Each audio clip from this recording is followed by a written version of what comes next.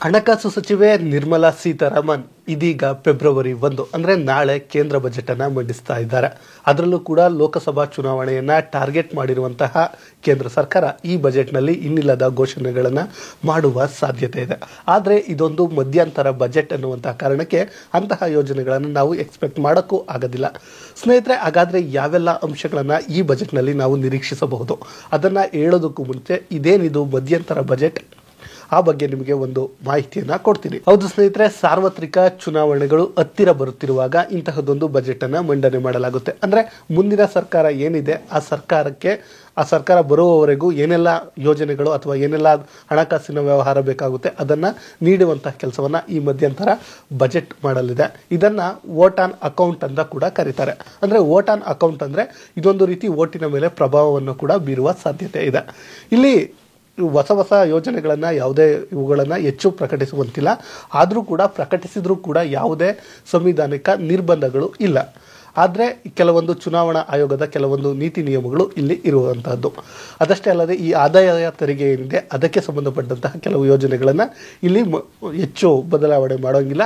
ಈಗೇನಿರುತ್ತೆ ಅದನ್ನೇ ಮುಂದುವರಿಸಿಕೊಂಡು ಹೋಗುವಂಥ ಕೆಲಸವನ್ನು ಮಾಡಬೇಕು. ಅದಕ್ಕೆ ಇದನ್ನು ವೋಟ್ ಆನ್ ಅಕೌಂಟ್ ಅಂತ ಕರೀತಾರೆ. ಹೌದು ಸ್ನೇಹಿತರೆ, ಇನ್ನೇನು ಅಂದರೆ ಈ 3-4 ತಿಂಗಳಲ್ಲಿ ಏನು ಲೋಕಸಭಾ ಚುನಾವಣೆ ಇದೆ, ಆ ಕಾರಣದಿಂದ ಈ ಬಜೆಟ್ ಅತ್ಯಂತ ಪ್ರಮುಖವಾಗಿದ್ದು ಇದೀಗ ಕೇಂದ್ರ ಹಣಕಾಸು ಸಚಿವೆ ನಿರ್ಮಲಾ ಸೀತಾರಾಮನ್ ರವರೇನಿದ್ದಾರೆ ಅವರು ನಾಳೆ ಫೆಬ್ರವರಿ 1ರಂದು ಏನೋ ಕೇಂದ್ರ ಬಜೆಟ್ ಅನ್ನ ಮಂಡನೆ ಮಾಡ್ತಾ ಇದ್ದಾರೆ. ಅದರಲ್ಲಿ ಪ್ರಮುಖವಾಗಿ 4-5 ಅಂಶಗಳನ್ನ ಟಾರ್ಗೆಟ್ ಮಾಡಲಾಗಿದೆ. ಅವುಗಳಂದ್ರೆ ಯುವಕರಿರಬಹುದು, ರೈತರಿರಬಹುದು, ಬುಡಕಟ್ಟು ಜನಾಂಗದವರಿರಬಹುದು, ಬಡವರಿರಬಹುದು, ಹೀಗೆ ಮಹಿಳೆಯರು, ಹೀಗೆ 5 ವರ್ಗಗಳನ್ನ ತುಂಬಾ ಟಾರ್ಗೆಟ್ ಅನ್ನ ಮಾಡಲಾಗಿದೆ. ಅಂದ್ರೆ ಈ ವರ್ಗಗಳಲ್ಲಿ ಬೇಕಾಗುವಂತಹ ಯೋಜನೆಗಳೇನಿದೆ ಅವುಗಳತ್ತ ಗಮನವನ್ನ ಹರಿಸುವಂತಹ ಕೆಲಸವನ್ನು ಕೂಡ ಈ ಬಜೆಟ್ ಮಾಡುತ್ತೆ ಎನ್ನುವಂತಹ ನಿರೀಕ್ಷೆಗಳು ಇವೆ. ಇನ್ನು ಸ್ನೇಹಿತರೆ, ಇದೀಗ NDA ಏನಿದೆ ಬಿಜೆಪಿಯ ಒಂದು ಒಕ್ಕೂಟ, ಅದು 3ನೇ ಬಾರಿ ಅಧಿಕಾರಕ್ಕೆ ಬರುವ ಒಂದು ಗುರಿಯನ್ನ ಇಟ್ಟುಕೊಂಡಿರುವಂತಹ ಕಾರಣ ಇದು ಈ ಬಜೆಟ್ ಏನಿದೆ ಹೆಚ್ಚು ಕುತೂಹಲಕಾರಿಯಾಗಿದೆ, ಹೆಚ್ಚು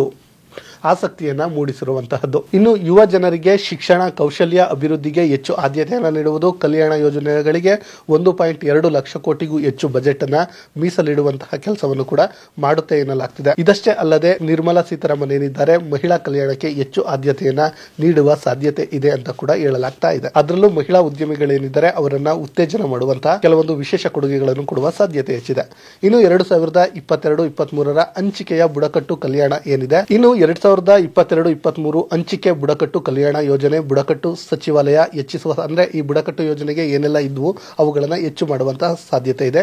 ಏಕಲವ್ಯ ಮಾದರಿಯ ಶಾಲೆಗಳನ್ನ ಹೆಚ್ಚಿಸುವಂತಹದ್ದು, ವಿಕಸಿತ ಭಾರತ ಏನಿದೆ ಅದರ ಮೂಲಕ ಹಳ್ಳಿಯನ್ನ ಸರ್ಕಾರ ತಲುಪುವಂಥದ್ದು, ಬುಡಕಟ್ಟು ಕಲ್ಯಾಣ ಹಣ ಏನಿದೆ ಅದನ್ನು ಹೆಚ್ಚಿಸುವಂಥದ್ದು, PM ಕಿಸಾನ್ ಯೋಜನೆಯನ್ನು ಮುಂದುವರಿಸುವಂಥದ್ದು, ಅಂದರೆ 60,000 ಕೋಟಿಯನ್ನು ಮೀಸಲಿಡುವಂತಹ ಕೆಲಸಗಳು ಕೂಡ ಆಗ್ತವೆ ಅಂತ ಹೇಳಲಾಗ್ತಿದೆ.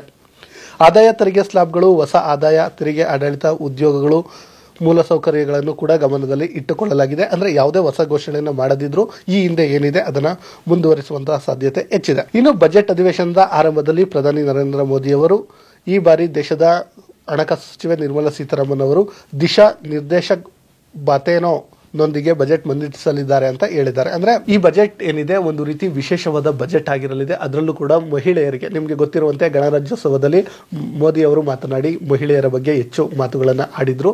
ಅದೇ ರೀತಿ ಈ ಬಜೆಟ್ ನಲ್ಲಿ ಮಹಿಳೆಯರು ಹೆಚ್ಚು ಇಂಪಾರ್ಟೆಂಟ್ ಆಗಿರೋ ಕಾರಣ ಅವರಿಗೆ ಆದ್ಯತೆಯನ್ನು ಕೊಡುವ ಸಾಧ್ಯತೆಗಳು ಹೆಚ್ಚಿದೆ. ಅದರ ನಡುವೆ ಯುವಕರು ಏನಿದ್ದಾರೆ ಅವರಿಗೂ ಹೆಚ್ಚು ಆದ್ಯತೆಗಳು, ಬಡವರು, ಈ ರೈತರು, ಎಸ್ಪೆಷಲಿ ರೈತರು, ಈ PM ಕಿಸಾನ್ ಯೋಜನೆ ಏನಿದೆ ಅದು ಮತ್ತೆ 2022ಕ್ಕೆ ರೈತರ ಆದಾಯ ಏನಿದೆ ಅದು ಡಬಲ್ ಆಗುತ್ತೆ ಎನ್ನುವಂಥ ಮಾತನ್ನು ಹೇಳಿದ್ರು. ಅದು ಆಗಿಲ್ಲ ಅನ್ನುವಂಥ ಕಾರಣಕ್ಕೆ ಮತ್ತೊಂದು ಯೋಜನೆಯನ್ನಾದರೂ ತರುವ ಸಾಧ್ಯತೆಗಳು ಹೆಚ್ಚಿದೆ. ಒಟ್ಟಾರೆಯಾಗಿ ಹೇಳೋದಾದ್ರೆ ಈಗ ಈ ಬಜೆಟ್ ಏನಿದೆ, ಚುನಾವಣಾ ಪೂರ್ವ ಬಜೆಟ್ ಏನಿದೆ, ಆ ಬಜೆಟ್ ಅವರ ಒಂದು ಚುನಾವಣೆಯನ್ನು ಗೆಲ್ಲುವ ಒಂದು ಟಾರ್ಗೆಟ್ ಅನ್ನು ಇಟ್ಟುಕೊಂಡಿದೆ. ಅದರ ಜೊತೆಯಲ್ಲಿಯೇ ದೇಶದ ಆರ್ಥಿಕತೆ ಏನಿದೆ ಅದನ್ನು ಮತ್ತಷ್ಟು ಭದ್ರ ಮಾಡುವಂತಹ ಕೆಲಸವನ್ನು ಕೂಡ ಮಾಡ್ತಾ ಇದೆ. ಅದರಲ್ಲೂ ಕೂಡ ಈ ಬಜೆಟ್ ಮಂಡನೆಯ ವಿಚಾರದಲ್ಲಿ ಇನ್ನು ಮುಂದಿನ 3 ವರ್ಷಗಳಲ್ಲಿ $5 ಟ್ರಿಲಿಯನ್ ಅನ್ನ ಭಾರತ ತಲುಪುತ್ತೆ ಎನ್ನುವಂಥ ಮಾತನ್ನ ಇತ್ತೀಚೆಗೆ ನಿರ್ಮಲಾ ಸೀತಾರಾಮನ್ ಹೇಳಿದರು. 2030ರ ವೇಳೆಗೆ ವಿಶ್ವದ ಅತಿ ದೊಡ್ಡ 3ನೇ ಆರ್ಥಿಕ ಶಕ್ತಿ ಆಗುತ್ತೆ ಎನ್ನುವಂಥದ್ದು ಕೂಡ ಹೇಳಿದ್ರು. ಇಂತಹದ್ದೇ ಸುದ್ದಿಗಾಗಿ ಸದಾ ನೋಡ್ತಾ ಇರಿ ಲೈನ್ TV ಕನ್ನಡ.